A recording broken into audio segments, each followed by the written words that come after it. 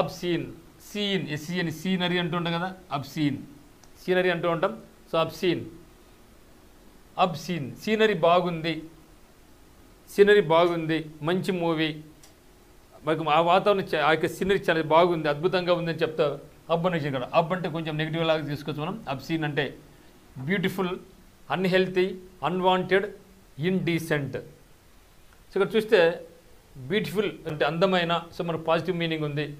Unhealthy negative meaning, unwanted negative meaning, so indecent negative meaning. ఓకేనా. మరి చూస్తే ఇక్కడ మనకు అబ్సీన్ అనేది కూడా నెగిటివ్ మీనింగే. సో ఖచ్చితంగా అయితే మనకి ఏ కాదు. ఏ ఎందుకు కాదంటే ఇది బ్యూటిఫుల్ అని ఉంది కాబట్టి మనకు ఆన్సర్ కాదు.